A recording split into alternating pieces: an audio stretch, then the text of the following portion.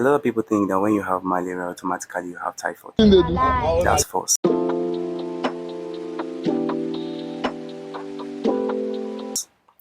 Now, what causes malaria? Malaria is caused by a one-celled or unicellular parasite called the Plasmodium parasite. And the most dangerous species of this Plasmodium parasite in Africa is called the Plasmodium falciparum. The female Anopheles mosquito do not produce this parasite. They can only transmit the parasite. So assuming this parasite is not there, no matter how many times a female Anopheles mosquito beats you, you can never get infected by malaria. Now what happens is that when a non-infected female Anopheles mosquito beats an infected person, they ingest those parasites into their guts. It matures in their mid-gut and migrates to their salivary gland. So when they beat a non-infected person, they transmit those parasites into their bloodstream. It goes straight to the liver, multiplies there, and begins to attack red blood cells, leading to all those cyclical chills and fever. Now for typhoid, typhoid is caused by a bacterium called the Salmonella typhi through contaminated food and water. And how can you get infected? Environmental factor. Now some people's food and source of water have a connection with these bacteria from sewage and waste. Another one is a fecal oral route. Consuming food or water from someone who didn't properly wash their hands. So they use, after using the toilet, they didn't properly wash their hands. So they use their hands to contaminate your food or water and you consume it, you get infected. Another one is the asymptomatic carriers. These are people that have recovered from the illness, but they still have those bacteria in their gallbladder.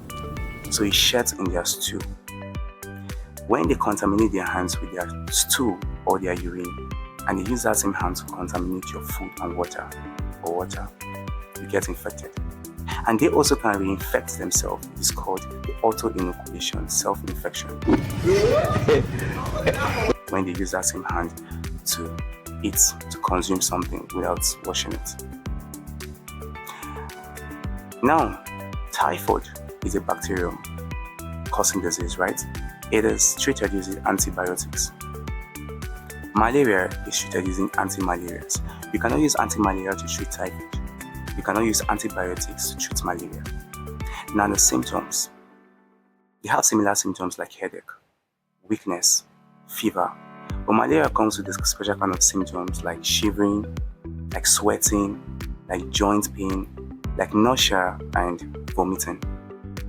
Typhoid comes with abdominal pain, constipation or diarrhea, loss of appetite. Now, how can you actually prevent malaria and typhoid? Now, ways you can actually prevent malaria. Avoid having stagnant water around the house and bushes around the house. Those things actually attract them.